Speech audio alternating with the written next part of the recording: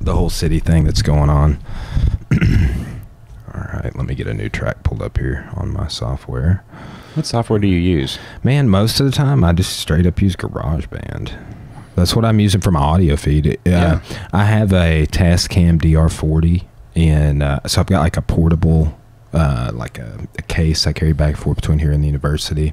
So I use like a Yeti Pro that hooks into that, or a mixer. I have a mixer in my office too. So Sweet. it works out pretty well. You got it working well, man. Man, learning all this is not the easiest. That's kind of what's taken me a lot of time to. I've had downtime where like I just like you just got to be a student of audio production, and then market that and tell people about it too, and come up with come up with the brand and figure out what you want to do. So I do a lot of different shows, but anyway. So, ladies and gentlemen that are listening, I'm sitting down with Drew Brent. We first met when there was a local nonprofit, River Valley Food for Kids, who we have networked with a few times in the past, was doing an event called Food Stock. And I will tell you that there is one student that we networked with from that event that still comes to the gym. And that was like, what, 3-4 years ago? Yeah, I think we met at, the studio at Channel, which is weird. We actually met in Little Rock, but we're both from here. Yeah, and as the first time I met you. I kind of knew who you were. I don't know where we'd run into each other. I'd just seen you around, right? Same. I mean, forces everywhere, so I'd seen it. Yes, it's everywhere, not in our current parking lot. Right, exactly. Across the street, down the alley, in the land we don't own. Exactly, right. So, yeah, we need to do it. I need to do just like a whole pie, because I've just like dropped little tidbits. I too have just been we're trying to initiate a move. We made an offer on a building. It's been accepted. It's a total win-win. Cut our losses so we can start playing the long game, right, with the gatekeepers. Oh, please. Yes. That we are the gatekeepers of society. Phrase just irks me. Okay, so, and then there was a casino. So that's what we're going to talk about. So, Drew, you have been involved. You ran for city council 2 years ago, 3 years ago, yeah. But so like why I brought up how we met, like you've been in the news media, you've been involved in reporting, journalism on different levels. And you've also been involved in local politics, and you kind of have been a commentator on issues going on. And I'm like next level with this stuff. I think Ozark season 2 was here to soften our market. Okay. Cause it's all about a casino if you haven't seen it, but, anyway, there's been this fight in our community about this casino between these two groups, mainly the Pope County majority and the Citizens for a Better Pope County or whatever. And what there is currently, how many casinos in the state? Do you know? Currently there's 3. Well, yes, currently there's 3. I mean, you've got the one. Actually, there's 2 operating casinos right now. There's the one up in Southland, which is the Northeast Arkansas, and they had the dog track for the long time, and they just expanded their gaming. And then Oaklawn expanded their gaming, and then Jefferson County was granted a license. Their casino's under construction. That's what I've been following a little bit on that. And so there's 2 operating casinos in the state right now.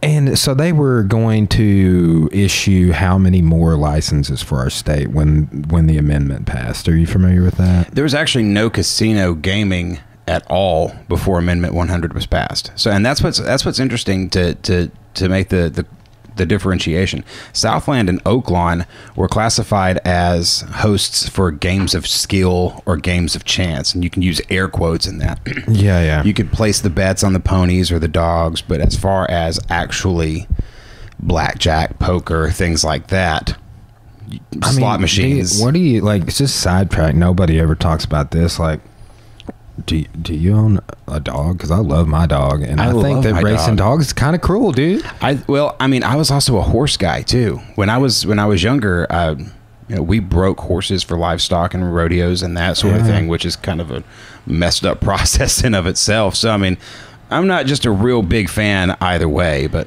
Yeah, because I've always like, with all the noise people make on like SeaWorld, and I'm like, okay, that dolphin's got a bigger brain than me, bigger prefrontal cortex. Maybe we should. Right. Maybe we should. We shouldn't give them dolphins Xanax and make them do tricks for us, or maybe we should. I don't know.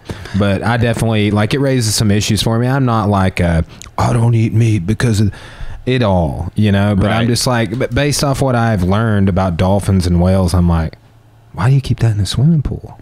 Well, I mean, and to me, I don't think I would have as much of a problem with it if I didn't know if you've seen all the exposés on places like SeaWorld and these aquariums. I mean, you're a big fish living in a literal small pond. It's just... The parking is large. That's the most recent thing I've seen. The parking area for SeaWorld is like X number times larger than the whale pool. Right. I know that's a rabbit hole, but people are still racing dogs and horses here in our state. That's their moral argument, and it's kind of like us having alcohol at every restaurant. It's almost like I almost think that's a workaround. Is that what you were basically saying? Yes, I mean sort of. I mean, when it came to those two operations, I mean, you couldn't have things like sports betting, like on football games, basketball games, but you could place a bet on a horse, or you could place a bet on a dog. And there was a fine line that you had to really walk so that you were in compliance with the law. So when Amendment 100 was passed, the folks at Southland and the folks at Oaklawn were going insane because that was the move that they needed to radically expand their business. Do you think they were behind lobbying in Little Rock to get that done, or what do you think? I think there's a lot of lobbying that was done in Little Rock. I mean, when you look at the passage, the grand scheme of things as it pertains to the passage of Amendment 100, which, by the way, for the folks who may not be familiar, Amendment 100 is the casino amendment. Things like new infrastructure, the governor's road improvement bill. A lot of funding is going to come from the new gaming receipts off of this. Let the talking points be what they are. But there were a lot of folks in Little Rock who publicly had to say that we weren't necessarily for all this, who were totally pulling for this. The gaming lobbyists were, of course, for this. Interestingly enough, though, there were several casinos who were not for this. Because specifically in Oklahoma. Like the Roland Casino, or... Of course. Yeah, because now if you've got one in Russellville... Well, it's like the Blackwell thing. Apparently, the leading opposition to Pope County being wet is Conway County that Morrilton and Blackwell and everything's in. So you got to drive. You can't get it down the street.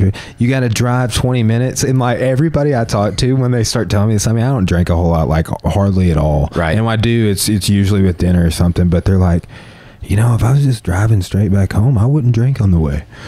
You know what I'm saying? Exactly. But it's 30 minutes, like I'm going to crack a couple open. And that really says a little bit more about character than anything else. I know. But I'm like, okay, I think because of that arrangement, we are encouraging people to drive distances and get beverages, whether they drink them or not. I mean, I think like I see wrecks and people making poor lane changes every day when I drive. And Right. It's a 25-minute commute. It's not bad, but there's the week in, week out, I'm noticing things on the commute. Well, I mean, and there's got to be some kind of. It's appalling and even astounding to me that we have outlawed a legal product that people can still buy somewhere else, bring it back here and consume. And yet we're not going to receive any kind of tax money off of that. We're not going to receive any kind of economic benefit from that. There's no prohibition has been over for a century. Why on earth are we still, hooked up with this antiquated way of thinking? Conway business owners get their alcohol a lot of times from Arca Valley and Blackwell, one of the liquor stores there, right? And it's just like, so... But it's like when we do go to make a move to a wet county, is that not also, do you think, going to negatively impact some of the restaurants that are thriving exclusive? Because that's the only place in town you can go get a beverage. I was the general manager of Brick Oven for a while. Yeah, okay, yeah. And I will tell you that I was absolutely 100% for wet. I wanted this desperately. And we sold beer while I was the general manager there, and I think they still do. we needed this. And the reason that we needed it was there was an opportunity then for us to expand our business.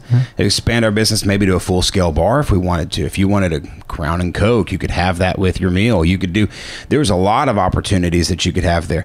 And something else that you may not know is that restaurant owners who serve beer in this town are at a very, very high disadvantage because you cannot have it delivered.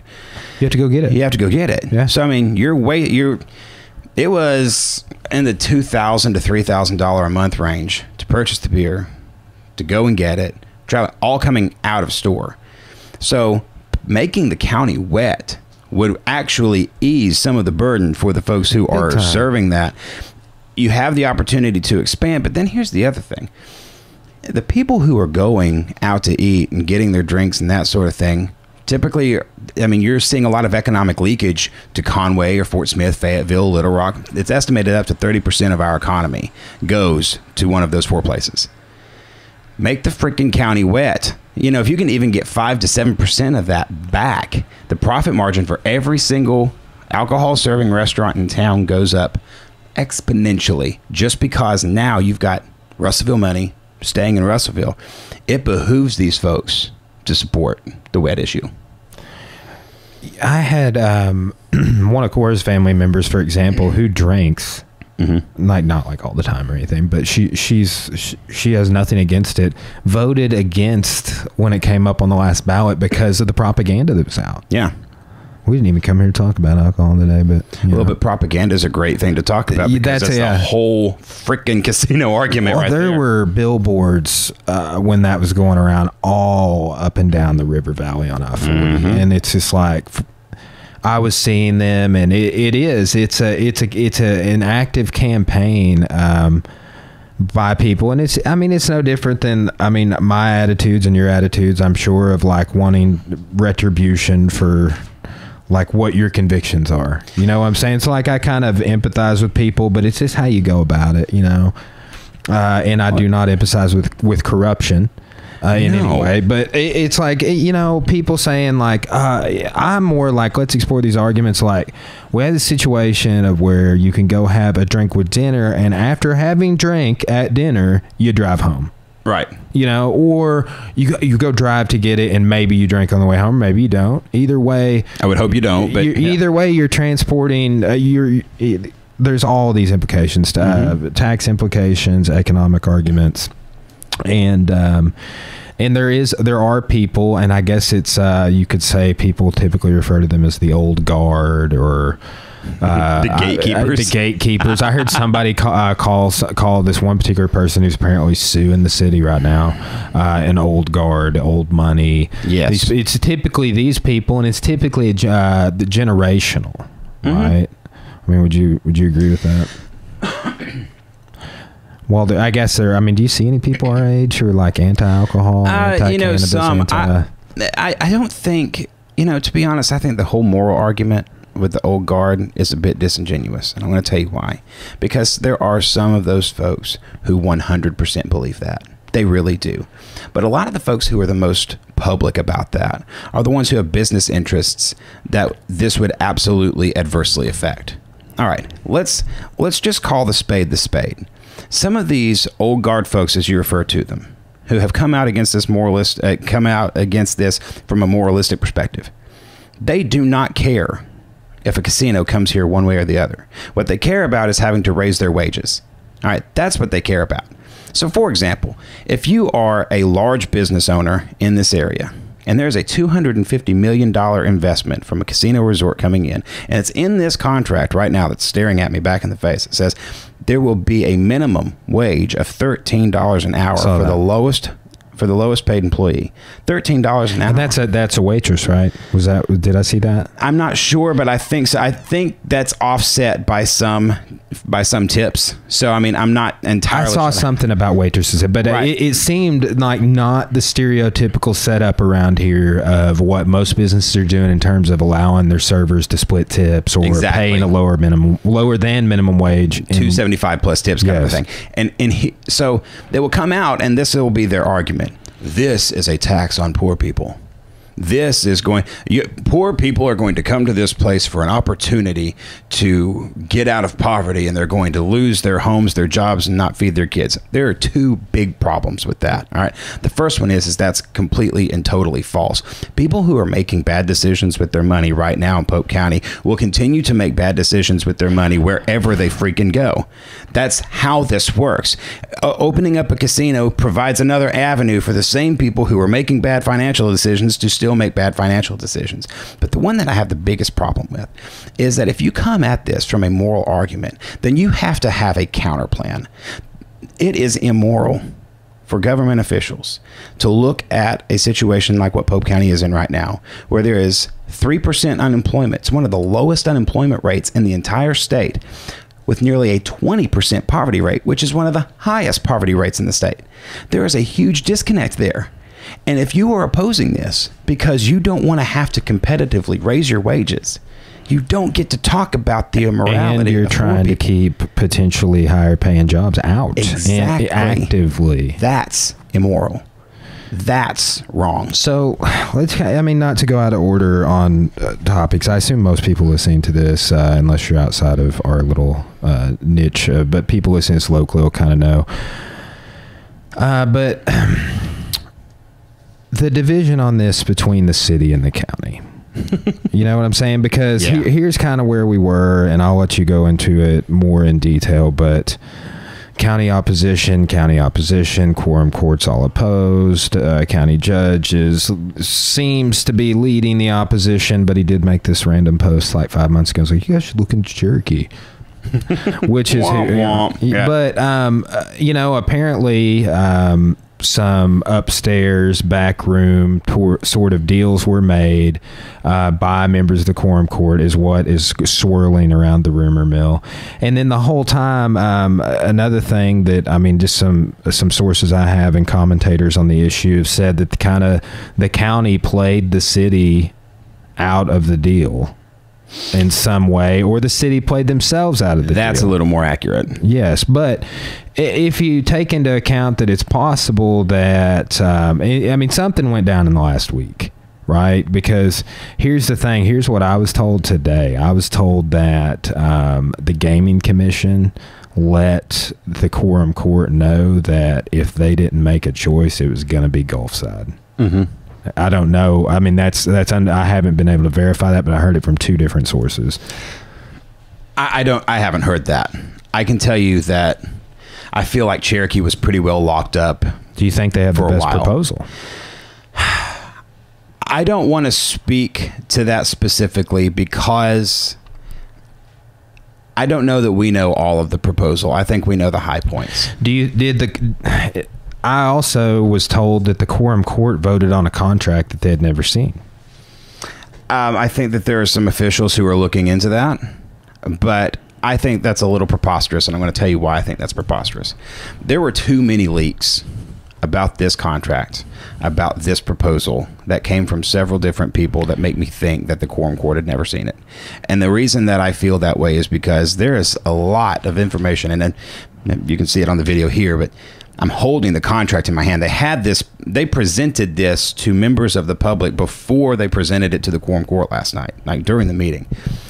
A lot of this information was being discussed on social media by higher ups. It was being, I think, intentionally leaked, to be honest with you, so that people could kind of get the ball rolling. And then Cherokee releases their proposal on Monday. I think if the quorum court didn't see it, it was because they didn't freaking read it. Yes. I mean, to me, I think they would have had to have known. There's too much at stake. They would have had to have been able to see it, especially when, a particular attorney stands up last night and says that the entire quorum court is now going to be under investigation for some illegal activity, which is more or less a power play from the anti-casino crowd from where I sit. If the quorum court members had a meeting that was at a park and 7 of them were there, that is illegal and they should be deposed. Of course, legally speaking. Of course they should. But let's also talk about politics for a minute. That happens all the time. Here's the thing. I've been telling people this.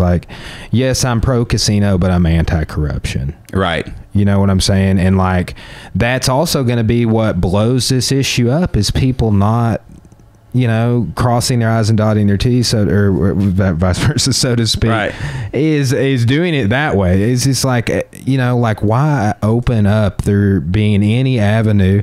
And I know one of the JPs abstained, and 3 voted against, and then it's 4 vote.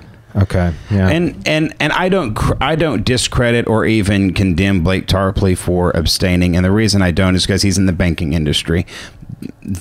He is going to deal with this at some point. He abstained because of a conflict of interest. I appreciated that he said so publicly. So I'm pretty. Any cool idea with of the just banking's a conflict of interest, or do you know? Well, I don't know that there is specific dealings with the bank right now. I just know that it is safe to assume that if you have a $250 million investment coming into the city, into the county, if you are in the banking industry, you're going to see some of that at some point. It's going to happen.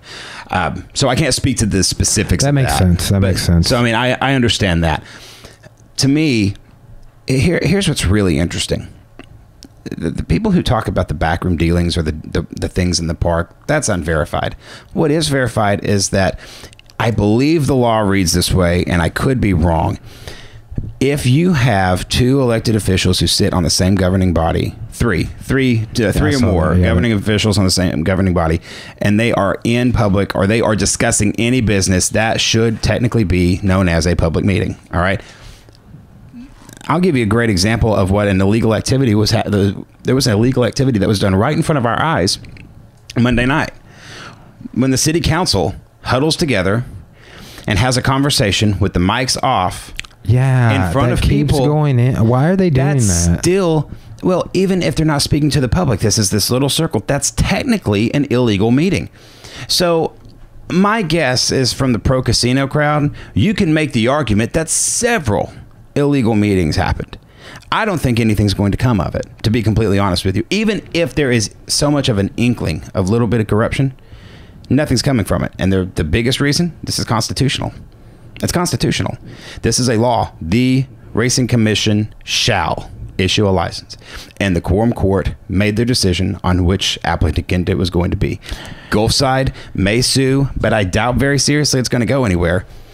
To me, it's a lot of smoke and mirrors. I get that too. And man, it's just my concern that, yes, the quorum court made the decision, but if there are implications to that, of like the people that voted yes were the people at this said meeting, and I've seen people commenting on that all over the place in different groups. And I talked with who I was telling you I spoke with last night. He said the same thing, and I mean, he's a journalism guy, you know. Yes, he is. but I don't think, man. I think there is a lot of smoke and mirrors right now. I think there's some variables here that we're hitting on that.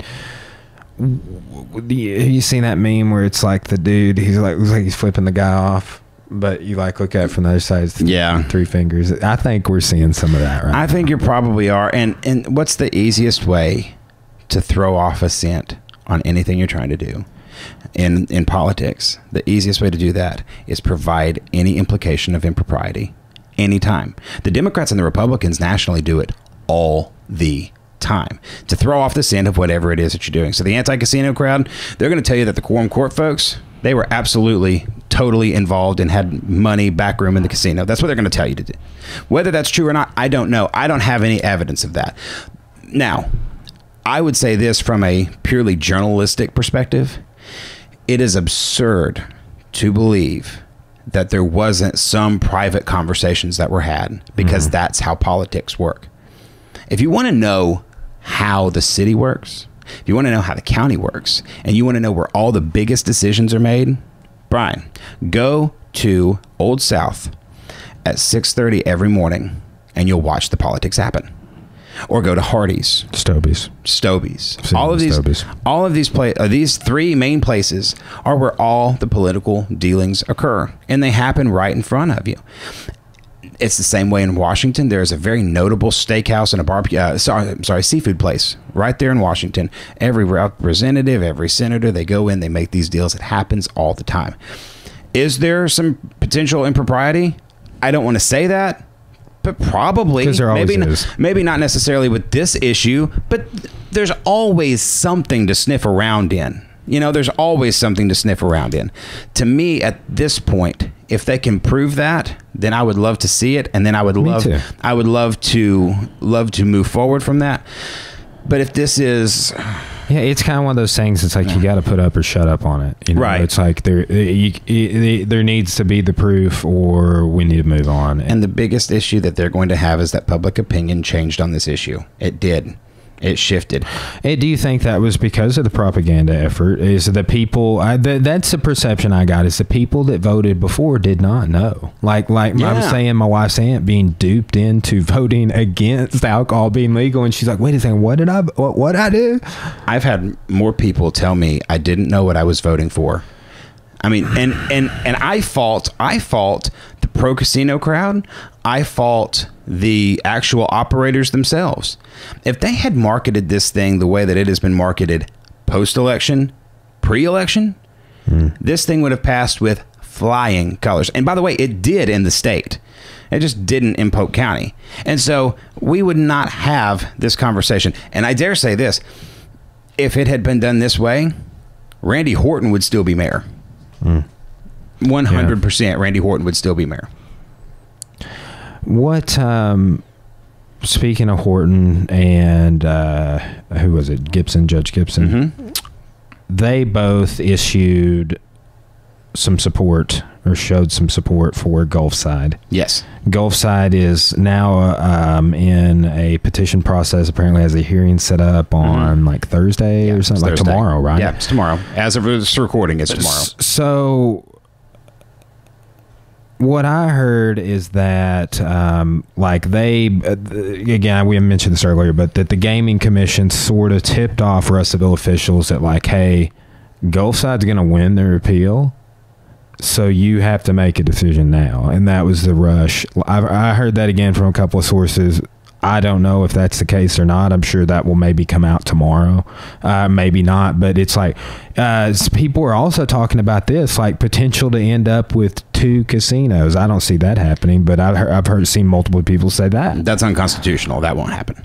Okay. So 2 licenses can't be granted in the same county. There's going to be 4 licenses issued total in the state of Arkansas, 1 for each county. So what if it comes down to this, and this could be what people are saying?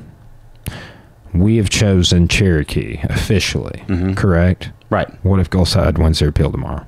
Gulfside sues, and Gulfside loses. You think they lose? Yeah, I do. I mean, here's. Can I take you on a timeline? Please. This is great. I want to get as much of this together because we kind of are skipping around on topics, but as much of a narrative as we can form with this. Sure. For particularly too with people that are listening that aren't here local, right? Sure. So yeah, go ahead. Let's talk about this from the beginning, and kind of go through it. July of 2018, the Quorum Court issues a resolution that says basically they were not for a casino. It's right after unanimous, was it not? Or no, there was like one person. It was a unanimous vote at the time. It was a unanimous vote in July. Okay. Now that's a unanimous public vote. There were people on the Quorum Court at that time who were supporters, but for political reasons, and they knew what the propaganda machine was going to do, they had to save face at that time. Okay. The next city council meeting in August, the city does the same thing. The city says, we have this resolution. We don't want to do this without, I think the resolution actually read that they weren't going to make any kind of move, or they wouldn't let the mayor authorize anything without council approval. Now, little civics lesson. Ordinance is law. Resolution is a suggestion. All right. So these 2 resolutions that were written amounted to exactly jack squat. Okay. So then you've got the whole propaganda for the election in November. And you've got, at the same time, you've got Richard Harris, Randy Horton, and Freddie Harris running for the mayoral race in Russellville. And Richard Harris is backed by a very specific group of people. Okay. Not to get too specific, but he is backed by a very specific group of people. Runs on one platform, no casino. We are not going to, matter of fact, he said, we're not going to gamble with Russellville's future. All right. This all ties in here in a few minutes. The state passes Amendment 100, Issue 4. It fails in Pope County. That's important because Citizens for a Better Pope County got an ordinance passed, or I guess I don't even know, maybe a referendum, I think might be the more proper term, that said if this passes, the way that the amendment passed, then the citizens of Pope County would have an opportunity to vote for the operator. Yes. Okay, so that was unconstitutional from the very beginning because you cannot add a roadblock to a state amendment. You can't do it. So that's why the local ordinance thing was why people were so confused as to whether or not we're going to vote, as to whether we can or can't vote. Was this rush? Did the quorum court skip something? They passed an unconstitutional law, essentially. So basically they ignored it. Right? They ignored it when they passed this. Okay, now timeline. Jim Ed Gibson was the current Pope County judge right before Ben Cross took over in January. He was elected back in May in a special election, I think. He beat Sid Gray. Randy Horton had just been defeated by Richard Harris in the runoff. Horton, writing a letter of support, was basically just supporting Jim Ed Gibson because at the time, nobody really knew where the casino was going to go. But if it was going to come to the city of Russellville, he wanted a letter on file that said, yes, I support this. Okay. But the letter that Horton wrote was essentially meaningless. The big one was from Gibson. Now, this is a narrative that I can put together from off-the-record sources when I was still with the Courier. The way this was supposed to play out was that Jim Ed Gibson was going to write this letter in support of Gulfside. The Racing Commission was going to adopt their rules, I think sometime in January, maybe March. I'm not real sure. But I know that there was in that first 3 months, they were going to adopt their rules. Gulfside already had the application. The casino was in because they had the letter of support in hand. They had met the constitutional requirements. Because the rules had not been established by the Racing Commission, and because Jim Ed Gibson was technically a lame duck judge, that letter of support came into question as to whether or not it was actually valid. That's the basis of Gulfside's argument. What is your opinion on that? Just real quick. I mean, just as a constituent. You know, to me, technically, Gulfside has a point in that they did meet the requirements of Amendment 100 because the way the amendment was written, it went into effect in November. However, the application process did not start until after, I think, January 1. So if you don't know what the rules are really going to be, then you really don't know how to play the game. I think Jim Ed Gibson had good intentions with this because his thought process was, and I believe this is an off-the-record conversation I had, the idea was for Jim Ed Gibson to fall on the sword right off into the sunset, and then Ben gets to say, you know what, I didn't do this, but this is what we've inherited, this is what we're going to do, hey, here's your new county jail that I promised. But instead, what happened was when people saw that the letter of support had been written, they went ballistic. And in an effort to save political face, our officials said, oh, this is absolutely ludicrous. This is craziness. How could the outgoing mayor? They must have been paid off. There's the first implication of impropriety. I heard that he was offered a job working in public relations or some $100,000 plus a year salary working for Gulfside if they came here. And I'm sure that's right. Rumor mill type. Sure. Shit, well, have you met Jim Ed Gibson? He's not going to be public relations. Yeah. Or whatever, you know, just like basically like gets a nice little salary for his involvement. Every time I called Jim Ed for an interview when I was at the Courier, it was always the same. Hello? Yeah. Okay. That was it. One of his yes or no question. One of his nephews trains at the gym. He's a cool guy, but he's not a public relations guy. He was always cordial, but he wasn't going to get a public relations gig. To me, this is the thing. I got in on this casino thing from a reporter standpoint at the beginning, and I know all of the players involved. Being completely objective, I mean, and this is not a personal view. This is an objective journalistic point of view. From that side of it, there was no impropriety. Because here's what Randy Horton and Jim Ed Gibson knew. They knew that the way that amendment read, this was coming.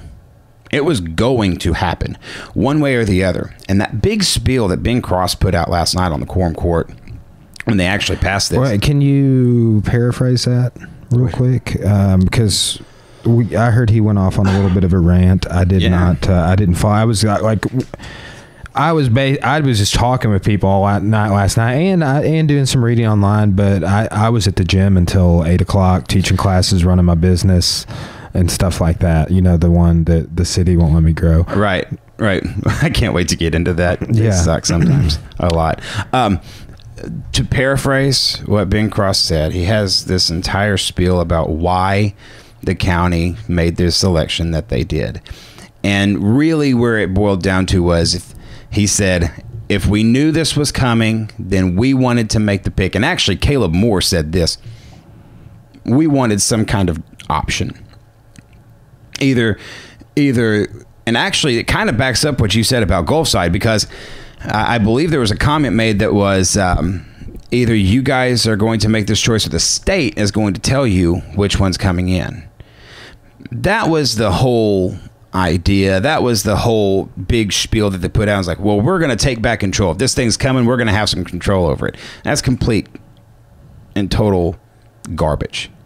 They were in discussions the entire time, which, by the way, those discussions are legal. They are wise. It is wise to have discussions with all of the operators that potentially could come into your area so that you know what kind of economic impact they're going to have. And if you're playing them against one another, then perhaps you can get a better deal for your people. I agree. I mean, I want them to be doing that. Right. And here's another question. I mean, do you think that's going on right now? Or, I mean, because I saw Hard Rock early on, a few days ago, they were saying, you know, we've been asked to resubmit another proposal, but like, this hasn't been the greatest process for us, so I don't know if we're going to do that. Can Hard Rock still submit another proposal, or is it done? I think they could, from a legal perspective. It's a moot point. I don't think they would. I mean, the impression that I get from those folks is that they're basically just going to, kind of leave this one be. The fact of the matter is Hard Rock came in too late.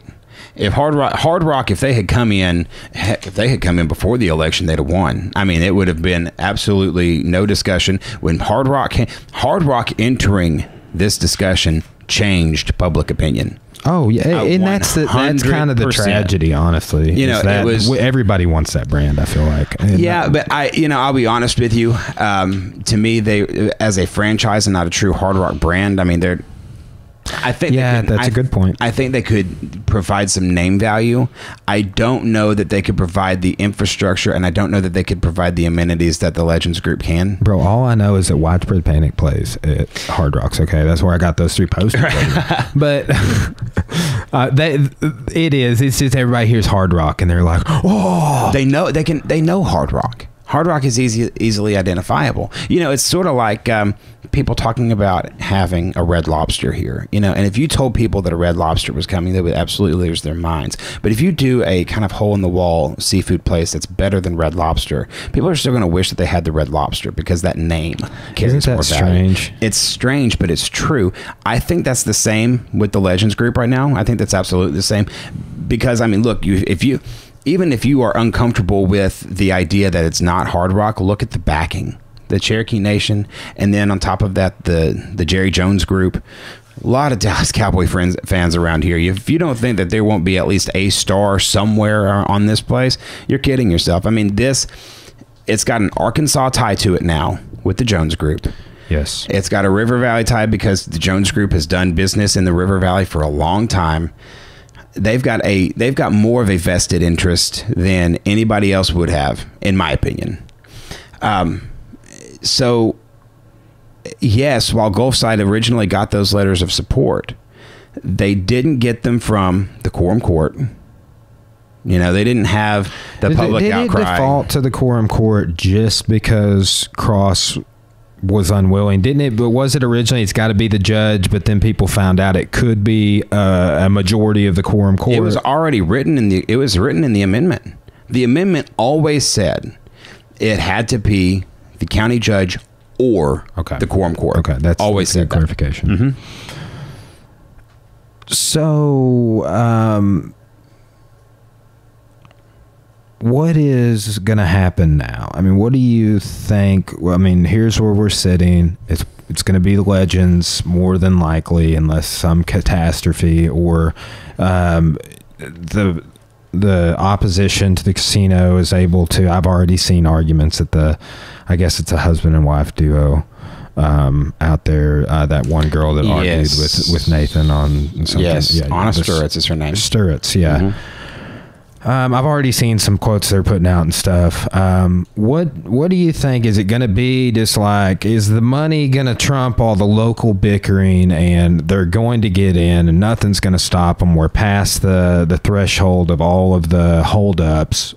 Or do you think it's just going to be more turbulence? Try to tell these people that just got told that they were going to get a 5,000 seat venue in a water park that they're not going to get it now. Okay, so here's on the water park issue. A lot of people are worried that this may be like a aquatic center 2.0. You know what I'm saying? Yeah. So what would you say about that? Like, have you seen any of the construction proposals? Not officially of the proposals. I've seen, their ideas, and I've heard about as much as anybody else has, with the exception that we knew it a little bit sooner. I don't think, and I will give Ben Cross this credit, I don't think he negotiated a bad deal. I don't think he can afford politically to allow this to be anything but excellent. Do you think this will cost him the next election, or do you think that the pro-casino crowd and the anti-casino crowd are both going to be against him now? I don't think so. I think if anything costs Ben Cross the next election, it was the omission of the city of Russellville to the payouts. Well, go ahead and hit on that, because that's the biggest thing that I'm concerned about moving forward. So it's listed as, and I'm looking at the actual agreement between the operator and the quorum court.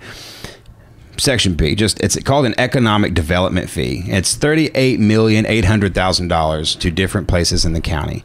And if you break it down, and it's available online, $27.6 million goes to the county, and then the next thing you see is $3.36 million to Pottsville. And then you see $3.5 million to Atkins, which, by the way, for Pottsville, Atkins, Dover, London, and Hector, they are jumping for joy right now, because these are payouts of operating budgets.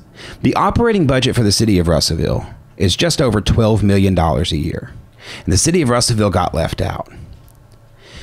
Ben Cross last night said that part of the reason for that was that the $27 million is going into a new jail, into new medical and we want the money plus all that. Right. Well, this is his take, and I will tell you why I think it's horse crap in just a minute. But his take was, well, Russellville's our biggest customer, and so we needed to make sure that we were taking care. Look, the reason that Russellville got left out is a little petty, but it's also a little true. Richard Harris, as the mayor of Russellville, has been staunchly opposed to any conversation about this. And him at the gaming commission on that, I know you saw that, where he was just basically just talking down on anybody, with Mayor Horton, Jim Ed Gibson, just like the previous people that had given the green light on their way out or something. Like, he was talking, like you gave the backstory of it doesn't matter about the mayor writing that one sentence, because ultimately the mayor's not make the call. No, he doesn't. He was just backing up Jim Ed. But here's the thing about Richard Harris before we get into this. All right. And I have not ever said what I'm about to say publicly. So here you go. Richard Harris has always been a very cordial person to me. Richard Harris we've always been able to have conversations. When I hosted the debate for the Courier back in November, he was very, very polite, very well spoken. He's a Sunday school teacher. But Richard Harris is bad for the city of Russellville. Agreed. Richard Harris is a bit of a laughing stock when it comes to being the mayor of Russellville. And Richard Harris and Ben Cross are the two reasons why the city of Russellville is going to miss these kinds of economic budgetary payouts, by the way, every year. Every year. And the reason why we're missing these payouts is because Richard Harris consistently said, I'm not going to have these negotiations. Now, sure, he had conversations, but they knew he was against it. So then they put together this. I'm trying not to swear. They put together this circus on Monday night. It's a special called meeting. Depending on when you listen to this, the city council was called for a special called meeting on Monday night, and the sole reason that they were called for that special called meeting was so that Richard Harris and the city council could say that they were open to casino negotiations with operators when the freaking letter had already been written. The point is, that's groveling. Yesterday, was it yesterday? It was Monday. Monday, up until Monday, when this letter was still being put together, the city of Russellville was not only cut out, but they weren't going to be able to be annexed. Ben Cross said that was a rumor, that wasn't true. It was 100% true. Until the city gave some kind of support, they were screwed. I don't necessarily fault Ben Cross for that because of Harris. I do fault him for that because it is still his constituency in Russellville. And by the way, it's his biggest voting base. So I believe that the reason that the city will be able to annex is because Ben wants to be able to save face come election year. But the sole reason why the city of Russellville is missing $12 million every year is because Richard Harris did this. Richard Harris should have been at the table. Richard Harris should have been helping negotiate. I mean, if he had the best interest, he would. It's like you mentioned earlier with Cross. It's like he can really kind of get by without it looking like it's all on him. In my view, as somebody that's, I mean, I'm like, dude, I get what you're up against because I have seen the shift in local opinion, as everyone has. Mm-hmm. You know, I mean, it's undeniable. And then there's the surveys that went around, those overwhelmingly in support in number wise, more so than anything we had seen previously on. And I mean, really, people coming out of the woodwork. Do you remember the number of voters that voted in the mayoral election by chance? In the runoff, it was small. In the general, it was your average midterm vote. I mean, it wasn't much higher, but I don't really remember the numbers. I remember thinking it was a little smaller than I thought it would have been. That's apparently one thing that's keeping alcohol out is we have to have 38% of all registered voters. Yeah. Now, and that's an antiquated law, and I don't remember who wrote it. Came up in 94, 90s, early 2000s, something like that. Yeah, it's antiquated, and that can be fixed at some point, but I can promise you this, it's coming. Yeah, it's 100% coming, and that sentence right there is the most frustrating thing about the mayor. I am a former reporter who is a political activist now, and told people a month ago that Cherokee was coming and that the letter was coming because we pretty much had an inkling. It may not have been a month, but I mean, it was way before Monday. So if I knew that because the leaks were coming out, then the mayor freaking knew it. So if you know that it's coming and you know that this is $250 million of investments, and that's just the resort. You think about the things that now come with that. If you have got 1 million more people coming through every single month, and guess what? Now that Red Lobster is a little more interested. Okay, let's hit on that because people are using that. I'm gonna pull something up here, but people are using that people coming here are gonna ruin our infrastructure, and they're not even gonna spend. I'll just paraphrase this. People are saying that people are not gonna spend money in our town. Mm-hmm. They're gonna go spend all their money at the casino. Sure, and that really the tourism that comes here. Like, they're not going to stay in our hotels. They're not going to, that it won't pour back into the city other than because they're going to eat at the restaurants and the casino and all of this. What are your thoughts on that? Because that is a lot of the people making the moral argument are also making an economic argument, and that is it. You ever been to Branson? Yeah, just the other day. You know, I mean, here's the thing. You go for a specific reason, and then you go to other places. I mean, that's generally how you do it. So, yeah, we should have more. It should bring more stuff along with it, theoretically. It's kind of, yes, of course. Go-karts, putt-putt. Now you have a reason to invest in Russellville. I mean, and think about it. Before last night, you didn't. Last night, you didn't have any reason, unless you were ConAgra, to invest in the city simply because there was nothing to bring people here. Now, if you're hardcore gambling folks, are probably not going to spend that money in Russellville. But you're people like me who are going to the casino, not necessarily to gamble. I'm probably going to put $10 in a slot machine, and then I'm going to go watch the concert that I'm coming to see. Well, and I think a lot of people going to concerts, like, man, I've been to a couple of concerts at casinos recently. One at DC at the MGM there, and then one at Vegas at the MGM there. We didn't stay at the MGM. No, we stayed across the bridge or across town at a local, just something cheaper or just something that was like more centrally located. And I so like in my mind when I heard that, I was like, yeah, that's not all the, I don't believe that, because to me, this resort thing is not the end. It's the beginning. Until last night, you didn't have a reason to invest money into this. And by the way, for folks like you, it makes it, the city of Russellville is going to have to make it a lot easier to invest, because now there's going to be a lot of interest, or they're all going to be completely out of office. But we can hit on that here in a few minutes. You have a reason to invest now if you are a place like, a Dick's Sporting Goods. If you are a place like, I like to say Red Lobster because that's the one that everybody talks about. But to be honest with you, I'm not sure that it would do great here. I know. Red Lobster was really cool about 10 years ago. Right. But I don't go there anymore. No, I like real seafood if I'm going to eat there. Point being, though, these places now have a reason to come because there's going to be more traffic.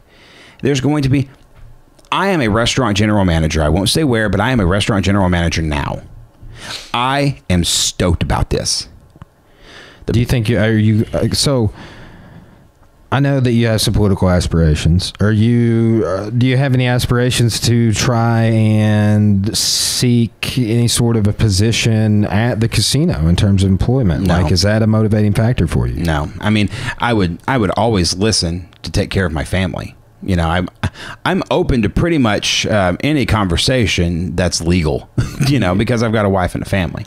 But I'm not actively seeking that. I'm really happy at the place that I'm in. To me, my motivation is to do good for people. And I know that sounds really self-righteous. And it probably is a little bit. I don't have to win a public office to serve the community, and I don't have to work at the biggest place in town to serve the community. You don't have to run a nonprofit. No, you just have to be willing to speak up, and you have to be willing to dig in, and I am able to do that in the place that I'm in. Now, that being said, if I got a call back from Channel 7 today that said, hey, you know what, $85,000, you're back on TV. Yeah, I'm probably listening to that because that's more money than I'm making right now. Every decision that I make is for my wife and my little girl. That's it. But there are people who are looking at this casino resort as an opportunity. They are looking at this as a way to, maybe expand their economic portfolio. I mean, there are so many people. There are so many people who are working in this county right now who are working 1, 2, 3 jobs to try to put food on the table for their families because they cannot afford to move and they cannot get a higher paying job elsewhere, who are looking at this thing and saying $13 an hour is going to be $2 or $3 more that I'm currently making at the lower level. I think that we have so many young adults that come here for college. I mean, we have the 3rd largest university in the state, if I'm not mistaken. Mm-hmm. That those will be like the hospitality positions and ways that I've seen, I don't know about the Legends package, but ways I've seen some of the other operators are talking about interacting with the local university. It's like we need to provide more, like a server job that's not going to put you in poverty. I mean, even I work a second job. And like I was talking this morning, they're like a guy I work with who's like 60 years old. Mm-hmm. Is paying back student loans still. Now he didn't get his master's and stuff till much later in life, but it's like I was just telling him, I'm like, yeah, like when I get my check, I'm just like student loan and just throw the entire salary pretty much on a student loan. And then meanwhile, because we do well at our other business, the government is taking about 38% mm-hmm. once you get down to federal, state taxes, all my local taxes, payroll taxes, all of the different things that we have to do just to operate. And then the red flags that are up that won't allow us They basically have a ceiling. Yeah, if you want to own a local business and not have to pay taxes, just don't do well.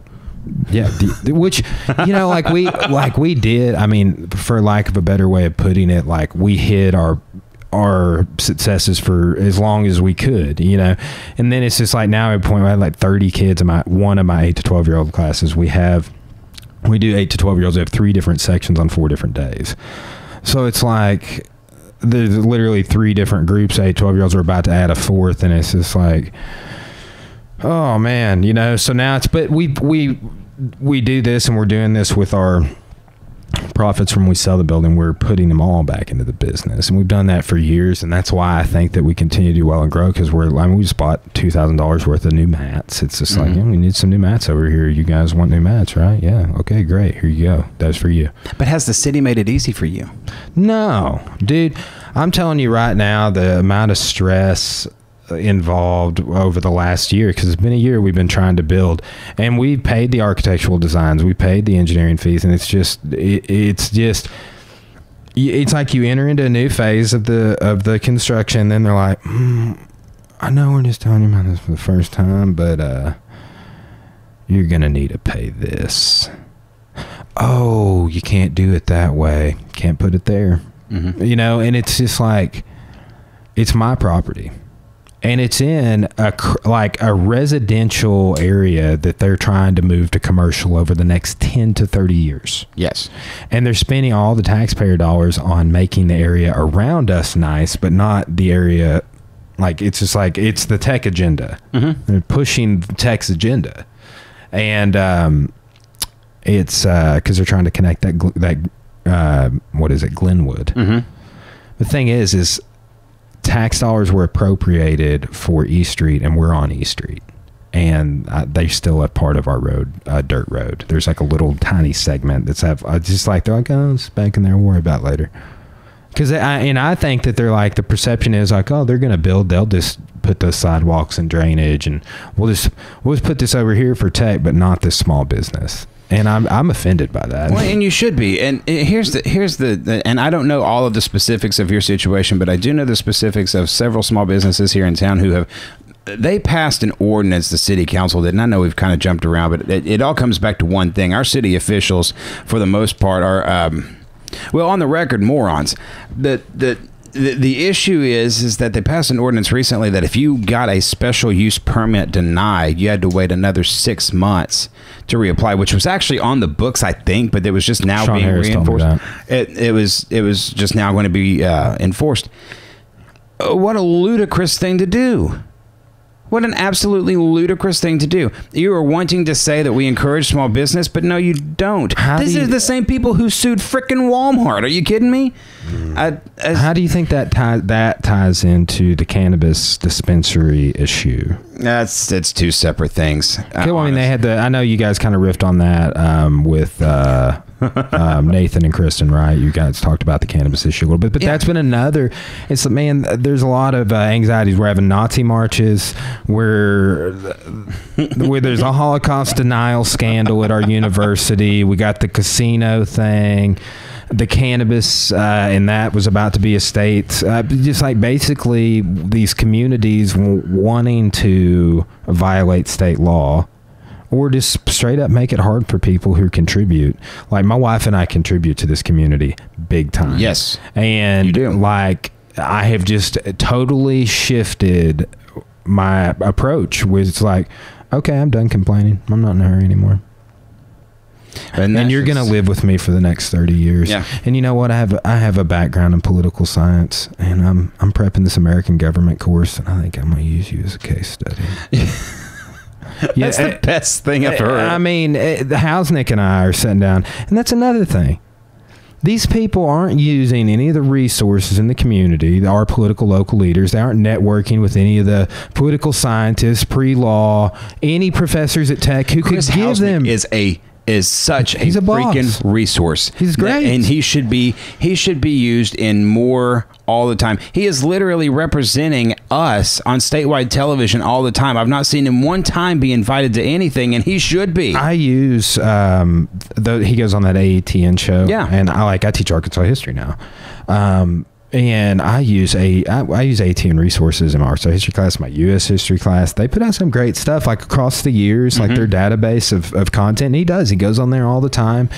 And I think that we should be, it's like, those are the ways I would like, and I don't know if there's any conflicts of interest, but those are the ways I would like to be networking with tech, not just using tax dollars to build more roads to go in and out of their institution. I mean, I'm an alumni there, and I feel that way. I got my undergrad and my master's, and most of my mentors in life work there, retired from there, or something. Like I like Arkansas Tech. Same. It all comes back to one thing for me, and the question is, what is the end goal of our leaders? What is their vision? When we did the debate back in November with the 3 mayoral candidates, I asked that question, and I specifically asked it for an economic development plan, and Richard Harris had no economic development plan. And so I asked again in January, and I asked again in March, and there's still none. The problem but we're going to go to Nashville, okay? We're going to pay for the architects who get all the business. We're going to pay for them to go to Nashville too. And we're going to see what their economics are looking like. But Franklin, Tennessee is a suburb of Nashville. We are not a suburb of anything. I know, dude. That's not a good comparison. I'm going to Nashville this weekend. I've been twice in the last year, and I don't. They could have found a better case study. Yeah. And then and they're also wanting to, like, the repeated thing that came up in my conversation. Well, Brian, if you lived in Fayetteville. I'm like, but I don't, dude. And like, I get that you want to pass off that El Paso should be the new Dixon Street and everything, and carry out Tech's agenda on that as well, because they're the people that came up with that idea. Dr. Bowen is the first person I heard talk about that when I was still on campus, is that there wasn't enough student life, and that there was the student life intermingling with the community needed to be more. Life needed to pour down El Paso and into downtown Russellville. And that's what got us caught up in all this, because Tech petitioned to rezone, did not contact a single property owner or follow local law on notifications in numerous ways. And we had no idea our property had even been rezoned. So, and this is where it all comes back to, what's your vision? Are you okay with, Ryan Dunaway, I don't know if you know Ryan, he had some trouble, I believe, trying to open a gaming store recently for the same reasons. And he's a good guy who just wanted to open a small business. There are people all over town who are incredible resources, who care deeply about this community. And whether you agree with them politically or not, Richard Harris is never going to like me. I'm fine with that. That's fine. There's several people on the city council who would really like to see me get hit by a bus. That's the thing. Like, I'm never going to forget the lack of willingness. There was the facade of, yeah, we're going to get a meeting, we're going to try and help you, but I left that meeting feeling not helped. Right. You know what I'm saying? Like, I left that meeting and still did not know what we were going to do. Luckily, people plugged into our issue were able to kind of network us with somebody who, like, one person who owned a building in this town could work for us to move to. But we never inquired about it because it was too expensive. It was listed too high. And then when we did inquire, when we all got networked up, it was more like, for you guys, it'll be way lower than that. Right. Because of your issues and because I support what you're doing, and also because I moved a couple of years ago and I need to get rid of that thing. Right. So it turned out win-win-win, But it can't be like that. And so let me address something, if you don't mind. I'm going to use this podcast to just say a few things that just so desperately need to be said. The people of Russellville, the people of Pope County, deserve better than what they have gotten. Agreed. 100% deserve better. They deserve more than the political bickering and backbiting that's cost the city $12 million. They deserve more than the moralistic argument that we think poor people are too stupid to know what to do with their money, so we're going to say no to everything. They deserve better than a lack of an economic development vision, and they deserve more than this idea that somehow things will be better if things stay the same. And it is frustrating. When I was a reporter, I had a very difficult time, which is why I'm not in journalism anymore. I was gonna ask you about that. I had a very difficult time not not getting angry. Didn't you like have a heart attack or something, dude? I had a very close call back in 2016. Was it related to all that? No, it was not. It was high blood pressure, but I went back into the hospital for a hypertension episode sometime last year. That's probably what I saw. Yeah. Yeah. I mean, it did relate to that. I mean, it's, you look at this thing and I get emotional talking about it. I'll give you an example why. There is a family in our circle that you'd kind of know who they are. The father is working 2 jobs. Mom is working a job. 3 kids. Fairly decent house. And they are struggling every single month. Guy's got a degree. She's got a degree.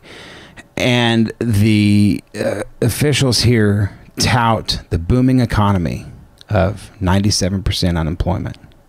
Well, that's great, except for the fact that there are no higher paying jobs except for the higher ups of industry, a little bit in hospitals, and some at the university. Where else are you going to go to use your education? Yeah, you're gonna have to find a job and move. You have to move. And I don't want to lose these people. That's the thing too. Is like I know a ton of people. It's not as easy as finding a job and moving.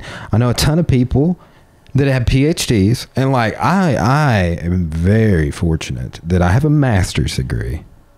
And I landed a full-time teaching position at a college, salaried with benefits, retirement, whole nine.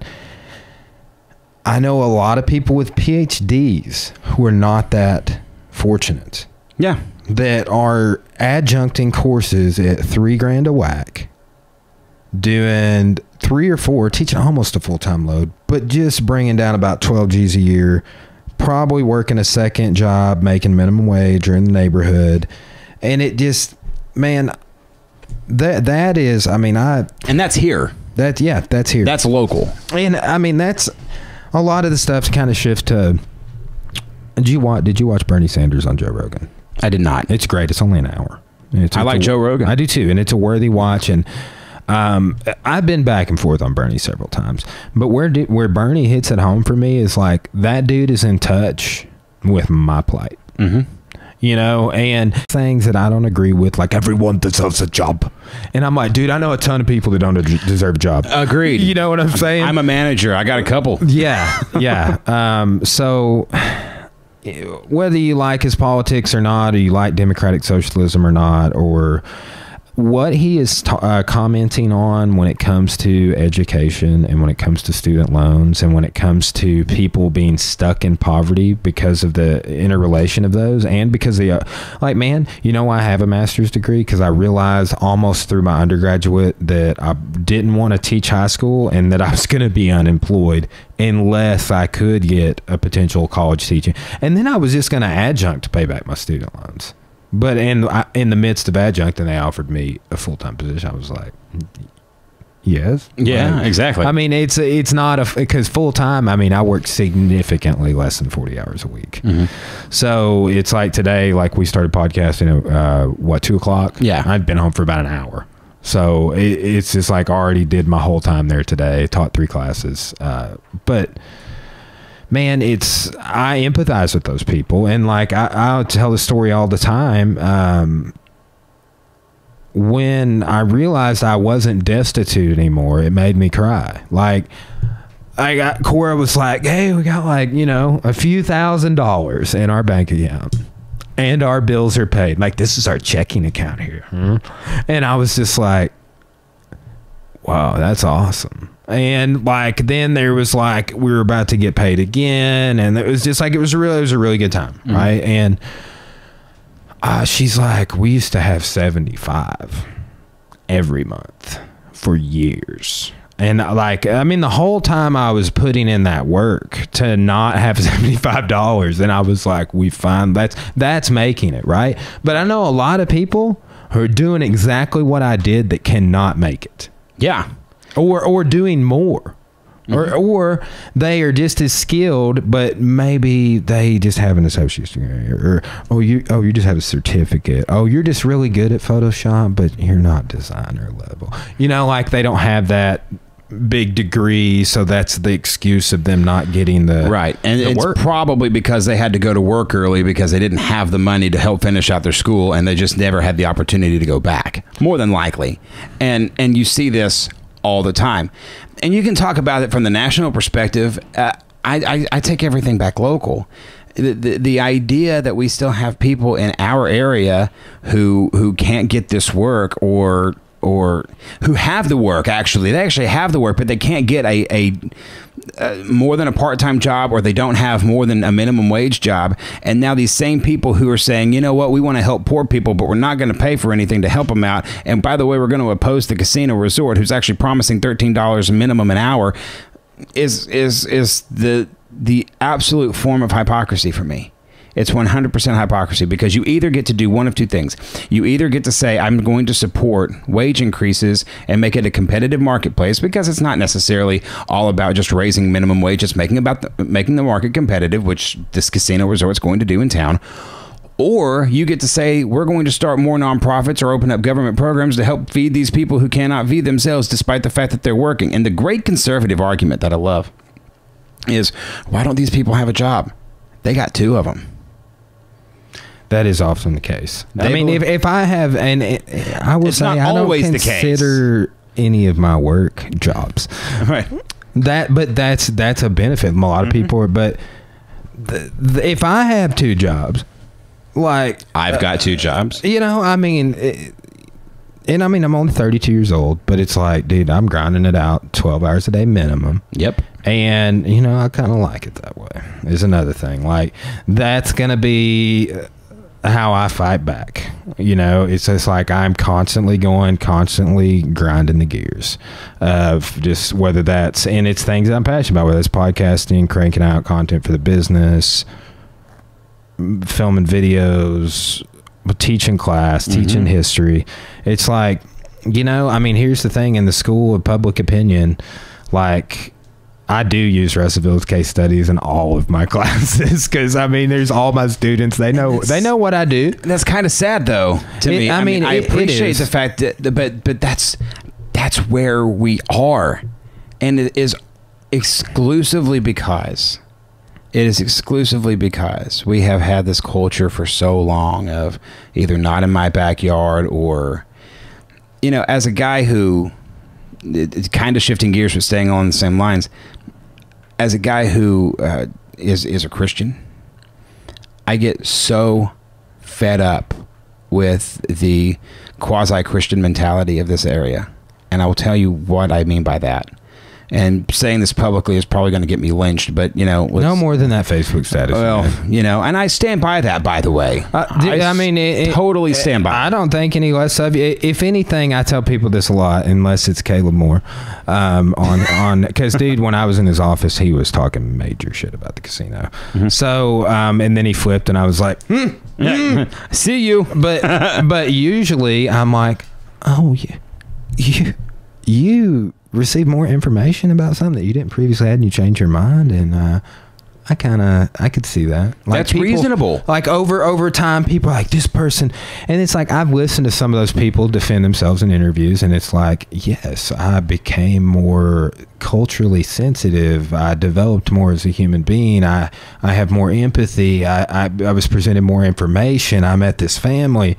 All of these things that went into their mind changing across time, and then they get, and look, like, I want it to change across time, not like across a 7-day period. Right.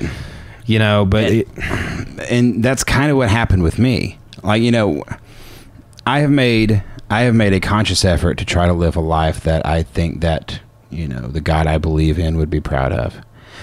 But at the same time, that subsection of people who claim that same belief, not my Jesus, do not live out the life that it requires, and instead actually give more of a facade of what Jesus actually would probably be okay with.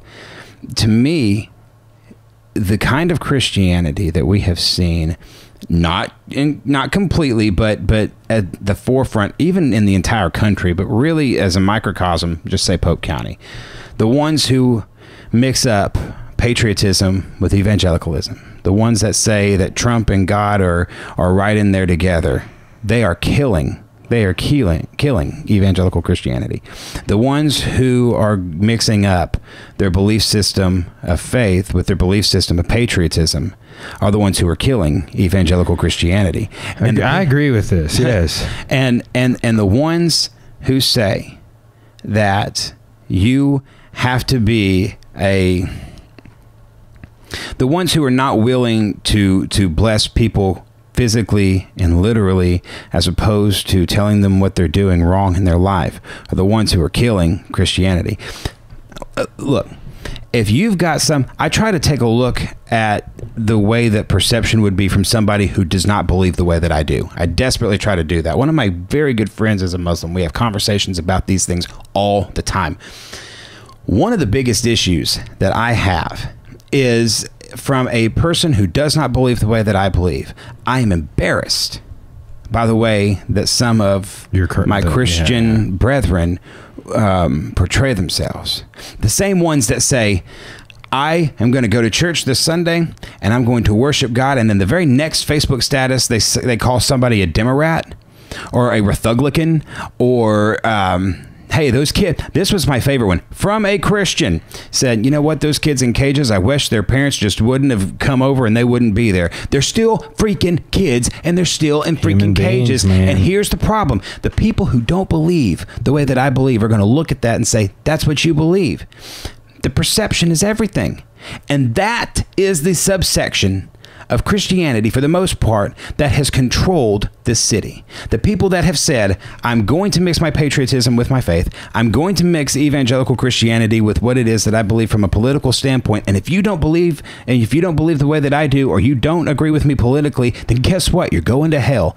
Screw you. Because facts are facts. And the fact is that we should have been taking care of people a long time ago, and we're not. We should have not have ever put nationalism and patriotism in the same vein as Christianity. And it all comes back to the cultural mindset of the officials of the city, the gatekeeper, if you will. Rick Harrell is a nice man. I've talked to him on occasion, but if I hear gatekeeper one more time, I'm going to lose it. What do you think you are? What do you think you're keeping the citizens of Russellville from?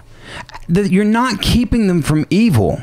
You're keeping them in poverty. You're not keeping them from hurting themselves, or you're not keeping hurt from coming down on them. You are keeping them from the opportunity to be better under the guise of a faux morality that's not even truly Christian.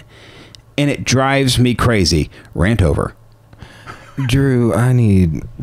look, I'm going to read from the book of 2 Samuel real quick.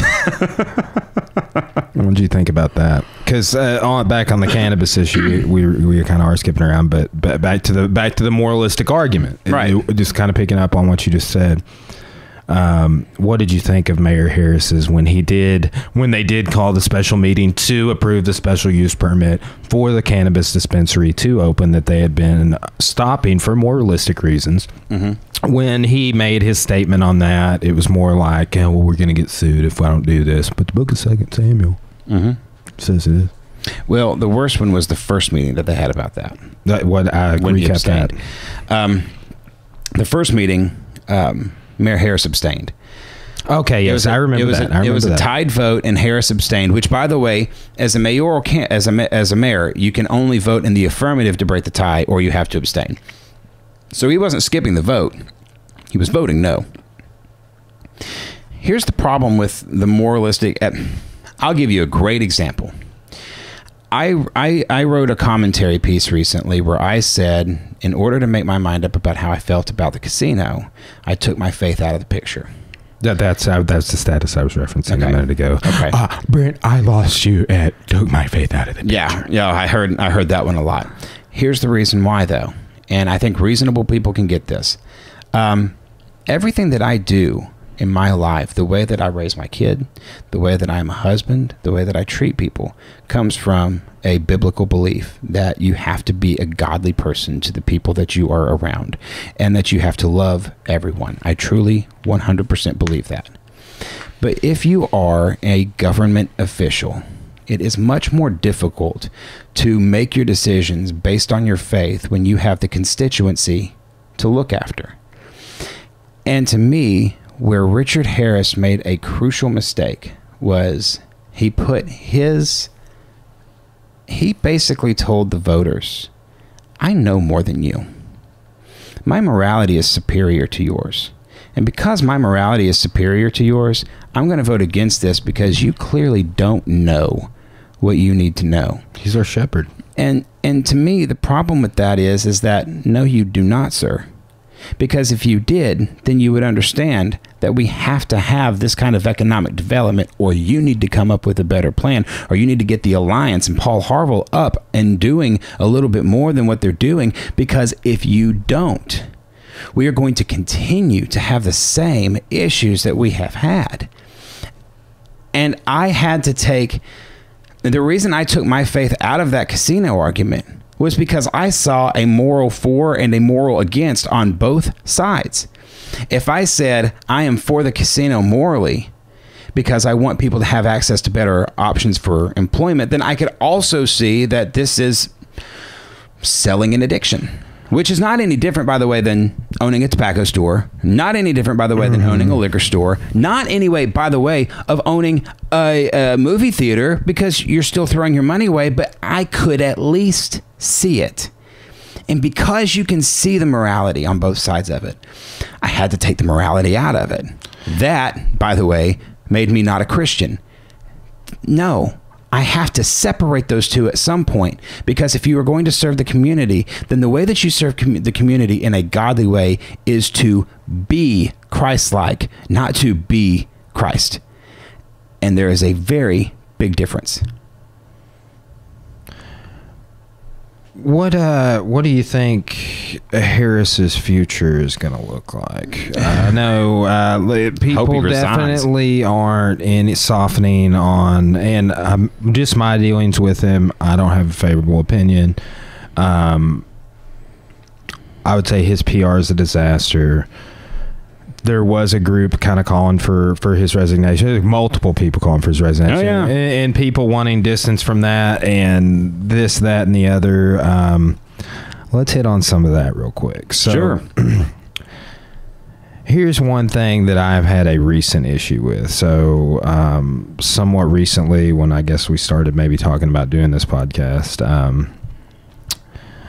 there was a group on social media that basically what they were saying is like, hey, we're for the casino and whatever that takes, we're going to push that. And by the way, we're going to field a bunch of candidates too while we're at it.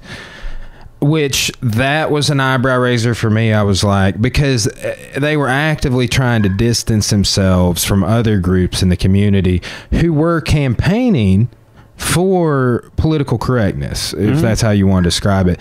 So I saw some contradictions there, and I was like, you know, I get this two different groups or whatever, two different people and viewpoints on what the issues are. But then I saw one group start to shift over here to try and get in the political spectrum and then ask for $25,000, saying they were a nonprofit. And I honestly felt like, I mean, I was just asking for accountability, and I felt like they passed that off as me attacking them.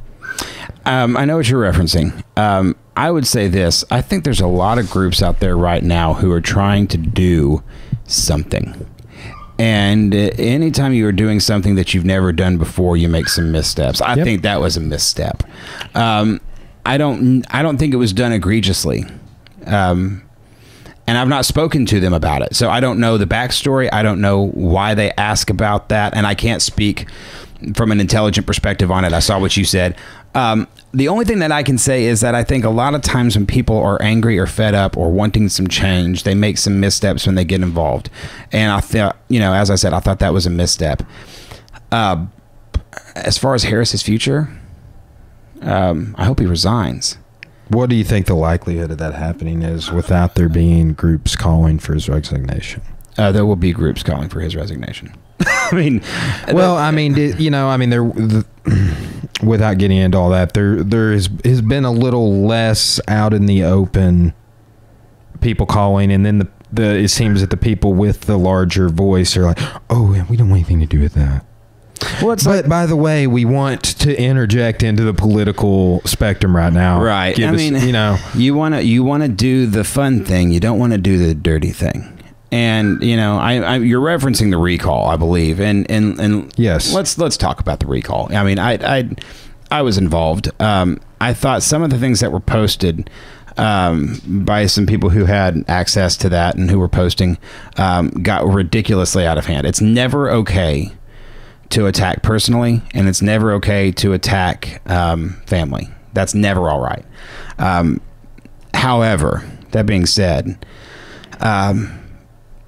there is a group of people out there who, if you disagree, they will do what they can to make your life somewhat miserable. And so you have to wade the waters of taking care of your family and also trying to make a difference. And I think that's part of the reason why the recall backed off a little bit, was because things were getting just a hair too personal. The reason for the recall is not because Richard Harris is a bad person that I know of. I mean, he may be. I don't think so. He's always been very cordial to me. But as a mayor, he's a disaster. He is an absolute, total, unmitigated disaster. And the support pieces that he has around him are flipping every other day. You don't have any kind of structure. You don't have any kind of vision, and you don't know where you're going next. You want to talk about a 10-year plan with your 10-minute plan. We want to talk about the things of the city. Now, I will give Richard Harris this. I will give him this. He inherited a situation that most mayors do not walk into. Granted. And I will give him the fact that pretty much the first 8 months that he has been mayor, he's not really had the luxury of getting to be mayor. But you are not the mayor of a smaller town. You are the mayor of a 30, 40,000 person population with 100,000 people who are walking through there every single day, doing business, making transactions. You are the CEO of a big spot. So it's not going to be easy. And for somebody like Richard, whose political career has been mired a little bit in non-movement and committees, he was not prepared. I don't know this for sure, but I don't know that Richard thought he was going to win. I thought Richard... Do you think it was his idea to run? No. Lord, no. Absolutely not. And I will never understand why that contingent selected Richard to go. I mean, he's well-spoken and probably the easiest as far as electability. He looks like a mayor. He presents himself like a mayor. He speaks like one. He just doesn't do like one. I mean, he does like a bad one. And once again, I'm going to say disparaging things about the job that Richard Harris has done. That doesn't mean that I'm disparaging the man. So I want to make that distinction. It's not a personal attack. Absolutely not. And it never will be. It never will be for me. Where it gets personal is his supporters who do some things to people here in town that would threaten their livelihood. People who are very close to me.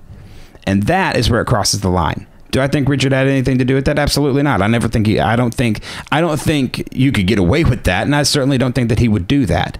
But that does speak to the level of the depth of our politics here in the city. You can't talk about issues without talking about character. You can't talk about trying to move forward without somebody getting so pissed off that they're going to call you a name, and then once you get called a name, then everything goes into this character assassination. And so Monday night, I called the city council a group of puppets and clowns.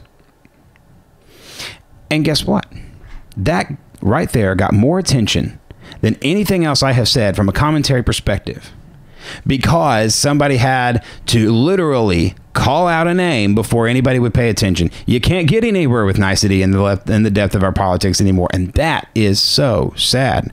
Now, by the way, Brian, for your record here, I've spoken to a couple of the members of the council since then. They laughed at it. They laughed it off. They understand this game, okay? The game is politics, and you're trying to win. And so they get it. Now, some of them, they got butthurt about it, and get over it. It is what it is. But I stand by it. It was a puppet show Monday night, and Richard Harris was the chief puppet. I just kind of was like, now you want to come grovel at the table. That's how I interpret it. And what did you get out of it? What did you get? The chance that maybe you get to annex, but what did you come away with? Nothing. Yeah.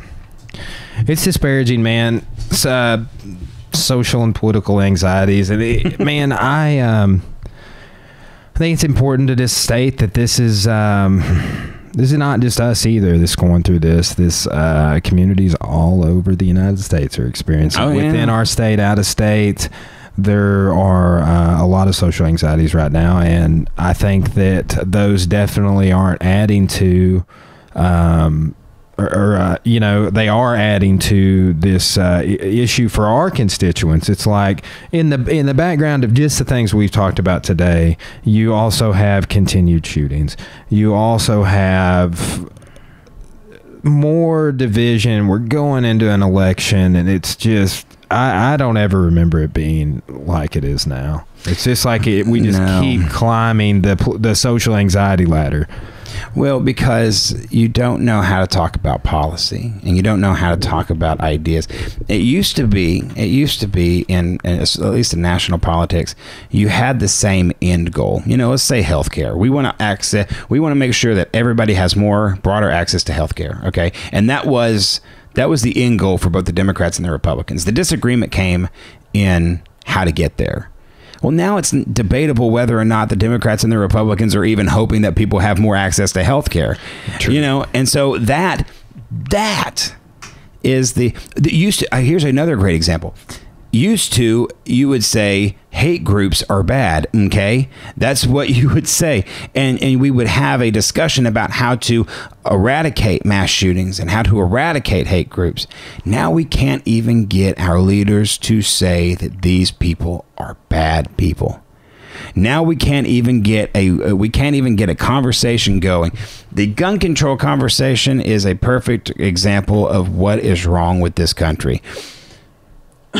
Because you cannot talk about people who have been shot to death without somebody saying, well, the gun didn't pull the trigger. I don't give a flying damn who pulled the trigger. I want it to stop.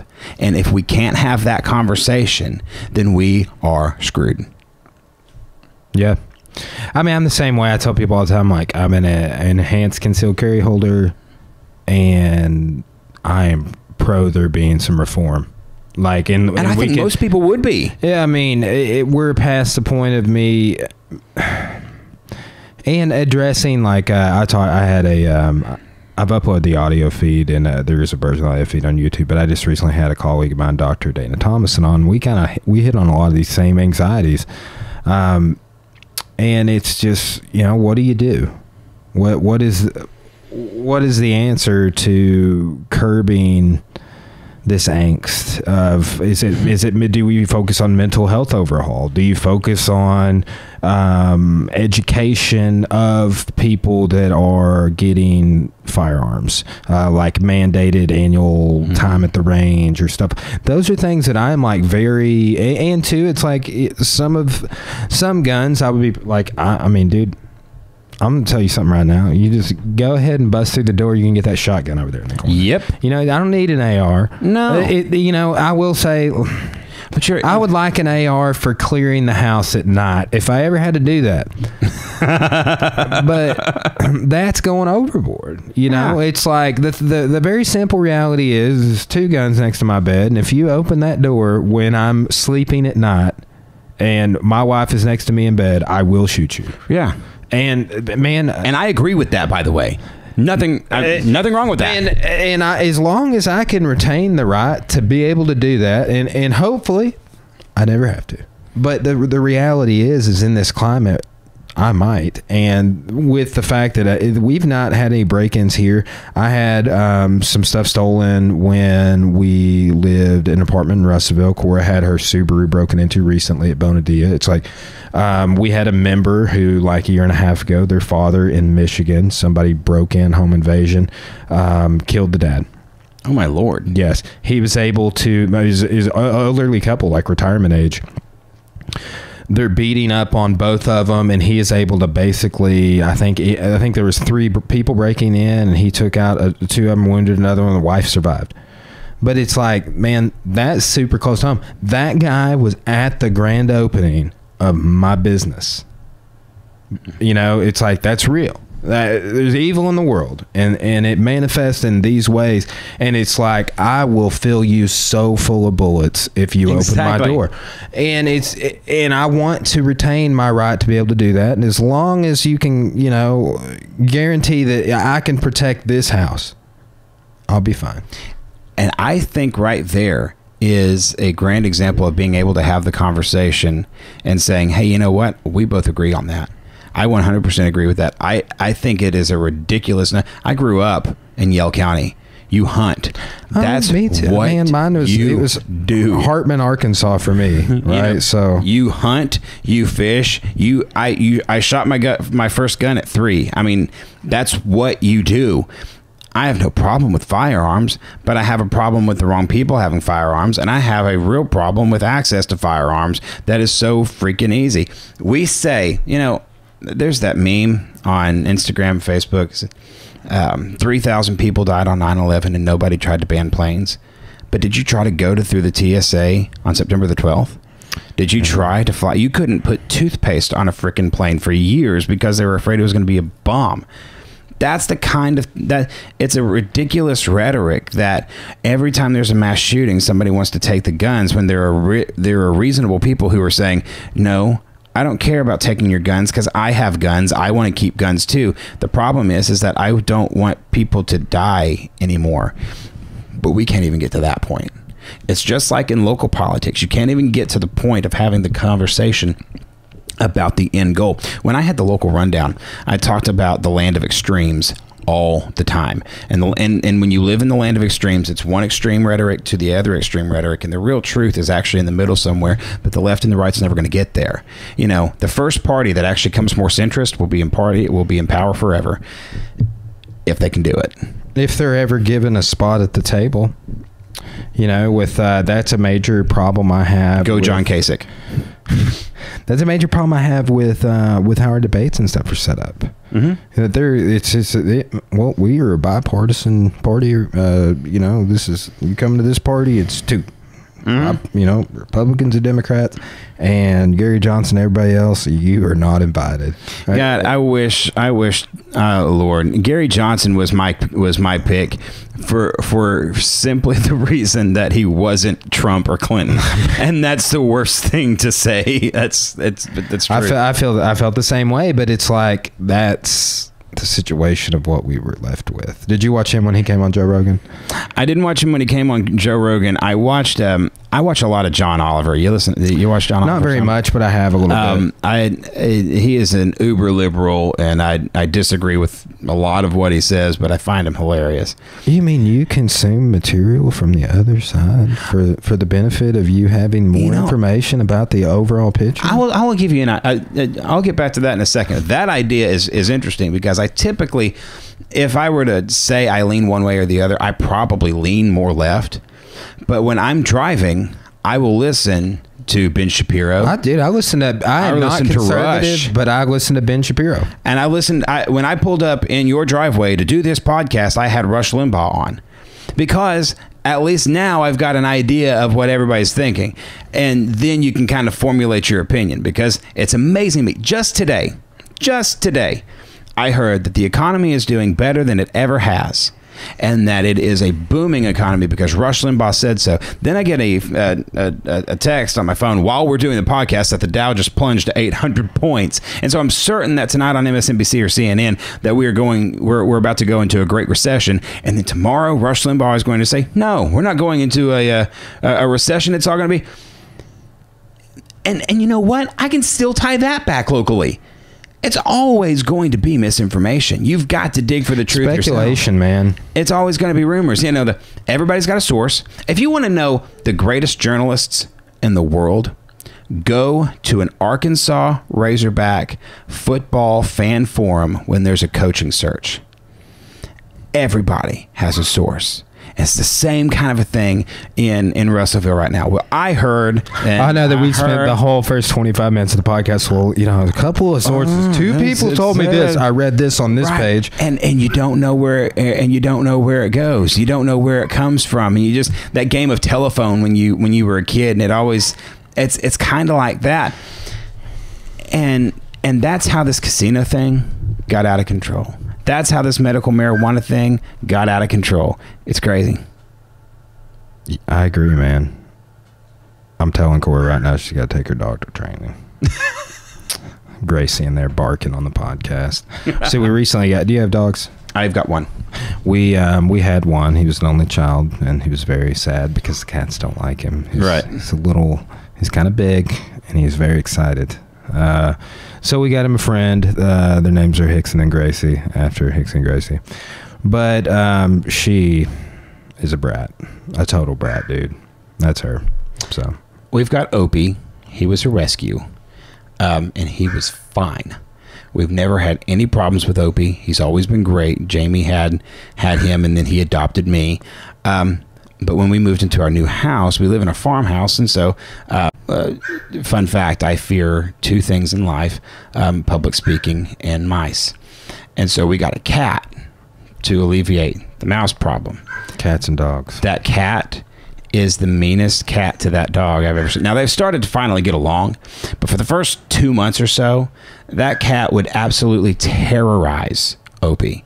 Like, terrorize him. And all Opie would do, and Opie's, you know, I don't know, he's, for the folks who are listening to this, he's about, I don't know, a foot tall. I mean, he's a little dog. And the cat would just, the cat would ride him. He would jump on his back, and he would claw in, and Opie couldn't get him off until he hit the floor. Oh, man. So, I mean, yeah, I understand. Cats and dogs, yeah. That now, Democrats like, and I never Republicans. knew the like. I'm like, oh, that's it. And then here's another thing too. I like remark on all the time. I'm like, guys, I realize your dog really might eat your homework. Like, if you left that here on this table, my dog might eat it. Yeah, like, it's a very real thing. Yeah, it actually has happened. Yeah. I'm just like, I just always, because I never owned a dog, thought that was a BS excuse. But like, I empathize. Like, oh man, 2 years, and I think someone had my dog for 2 years. But like, a buddy of mine a while back told me, like, he's like, dude, my dog died yesterday, and I was like, oh, dude, Pupper, man, I can't even think about that guy dying. Oh, my God. Right. I mean, it just, like, the empathy for other people in that regard, I was just like, dude, I feel so... And before I would have been like, oh, man, I'm sorry. I hate that for you. I think that's a millennial thing. Honestly, I really do. Because the generation above us, my parents, I mean, they owned animals forever. And there were a few animals who had special places in their heart. But I mean, horse would die. All right, well, time to go bury the horse. Or a pig would die. Slaughtered pigs, slaughtered cows. I mean, but I'm not sure that that's not a generational thing, because if I know that I'm going to have to take a day off of work when Opie goes. Opie and I have this thing every single night where he watches TV in my chair with me while I drink my beverage, which is typically a Dr. Pepper. We'll eat some popcorn and we'll watch Cops, because we're old. I'm fine with that, but that's what we do. He'll sit right there between my feet on my recliner, and that's our night. And when the first night, when that's not possible, I will be a wreck. I'm tearing up thinking about it right now. Dude, I kind of did a second ago. Can't deal. Man. Cannot deal with that. And I think that's kind of a millennial thing, because it's like, I remember losing a dog when I was a kid, and dad was upset, but he wasn't like, well, okay. And same. And I had an employee call in one time because their dog died. And I remember thinking, what a ridiculous thing to do. Then you got a dog. And then Opie came into my life, and I'm like, oh man, you should have taken a week. That is some real mess right there. Every time Cora even thinks about, or like the topic is even broached, she starts crying. Yeah. Like, I told my students today, I was making a joke about something. I don't remember what it was. It was I shared a meme recently. I showed it to him. It was like, one of my slides had like, this guy's like, that looks like the never-ending story. I was like, check out this meme, and it was Trey pulling the horse out, oh, and Lord. it was the long neck, Yes. little foot from, and it was like all those. But like, when we sit down to watch the Lion King, the remake, the live action or whatever, as soon as we sit down, Cora started crying. It's like, I just realized my father's gonna die. So What's funny about that, Jamie and I took Adora to see the remake of Lion King this last weekend. And it's hilarious because we had a conversation in the car on the way preparing Adora for... There's a sad moment in this movie, and I mean Adora is 7, and so we just wanted to make sure that it's going to be sad. If you need Mama or Drew Boo, we're going to be right here. It's going to be fine. Okay, so the scene happens, and I look over at Jamie, and there's a single tear rolling down her cheek, and I wipe the tear off my eye, and I look at Adora, and she's like, "I want to beat up Scar." Not crying at all. She's just mad. It was way easier to deal with not being a cartoon for some reason. Well, no, I still had trouble with it, but Adora was like, "No, let's go fight him." And me and Jamie are holding hands, going, "I'm here for you, baby. I'm here." It's worse. It was rough. Did you see the new Aladdin? I haven't seen Aladdin yet. I don't know if I can get past no Robin Williams. Oh, dude, I got past that. The Jafar character was kind of a letdown, but. Man, I was pleasantly surprised. I liked it more than Lion King. Oh, okay. I need to go check that out then. Yeah, a lot of people. I'm the same way, dude. And you know what? Like, here's the sad part. Like, I ask like teenagers in like teen jiu-jitsu or MMA at the gym, or like college students. I'm like, here's the test, guys. You ever seen Mrs. Doubtfire? And they're like, what? And I'm like, House of Pain, jump around. That goat needs to stop eating my begonias. Like, I just start going deep on it. And they're just like, what's this dude talk? I troll my students at the university all day long. It's a great byproduct of the job. Speaking of trolling, try this, because I've started doing this at the restaurant. I will offer incentives to my employees if they can answer basic civics questions. I mean, and we're talking like very basic civics questions. The other night, I offered them a free cookie if they could tell me who the Secretary of State was. Hey, I do a pre-test in my Arkansas history class. Who's the governor? What's the population? It's not all civics related, but it's... general knowledge, things you should, I mean, you may not know exactly, but you should have a general knowledge of, Arkansas was the 25th state. Am I correct on that? Yes, 32nd most populous state in the nation. You should know some of these things. I asked them who the governor was. One said Tom Cotton. I was just pleasantly surprised that they knew who Tom Cotton was. They didn't know who the vice president of the United States was. They didn't know. They couldn't tell. One told me that the vice president, and this is true, was Al Biden. So that's kind of like Al Bundy, but Al Biden. Right. He did sell shoes after inventing the internet. That's who Al Biden was. And I'm a little worried. I know that every generation worries about the generation coming up.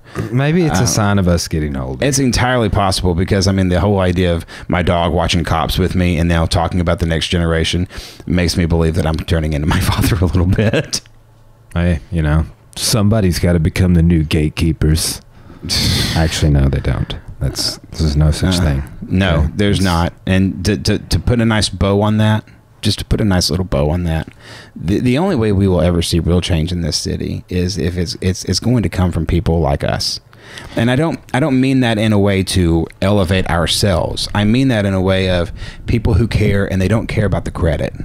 Do you think Nathan's going to get back into politics? Boy, I hope so. Are you going to get back into politics? Are you going to attempt to go for another run, an elected spot, elected official, justice of the peace, anything like that? I am going to do everything in my power to do good for the community, whatever that takes. I don't have political aspirations beyond making sure that the people who are in the community are taken care of. That's great. That's a great answer, dude. And the reason why is because I'm one of those people.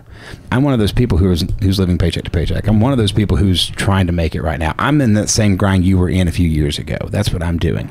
And so if I think I can do more for the community by winning a seat, then yes, I'll 100% run. But if it doesn't look like I'll do that, and I'll do more elsewhere, then you'll stay there. Whatever the community needs are at the time is where we'll end up. I'll tell you what I think that we need more than anything is a new community development staff. Yes. Our director of community development and code enforcement has got to go. An entire podcast could be done on the nepotism of the city of Russellville. And that's a great start right there. Well, man, we should do this again sometime. I would love to. This has been fun. At the new gym, I am gearing. I'm getting my wish list. I'm going to set up a studio there. And that was a plan on when we expanded too, is just to be able to, because I film every Sunday for an hour down there for our YouTube channel. I have a YouTube channel with 500 videos for the gym. But just getting set up and balancing the gym filming with the podcast and starting to teach full time and getting a studio set up there and building all the sweet Harry Potter Legos over there. Right. They're killer, man. I got, we'll see. I've started that's the Hogwarts Express over there. Okay. Yeah. It's not done yet. All right. I'm going to disappoint you in that I've never read any of the Harry Potters. I embarrassingly have not read the books. Corey read part of the first book too and not listened to audiobooks, but in the first 2 movies are kind of childish. I didn't see those either. So yeah, dude, I got all 8 of them, man. I would loan them to you, but Corin's not gonna have that. She likes to watch them all the time. Well, I'll get them streaming somewhere. They were on Prime or something for a long time.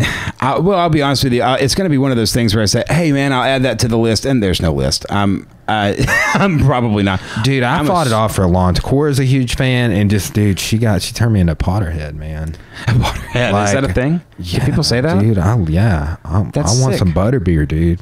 Like, I've heard of butterbeer. Yeah, I've heard of that. I mean, Expelliarmus, dude. I cast spells and stuff sometimes. Well, I mean, if you can, throw some money my way, do what you ever do to conjure that up. Thanks. Oculus Repairum. I appreciate that. It just fixes your eyeglasses. But all right, well, I joke with my students about Harry Potter and stuff like that all the time, because they're like, I like to just come across as I'm like, yes, I've fought in a cage before and I have multiple black belts and I like building Legos.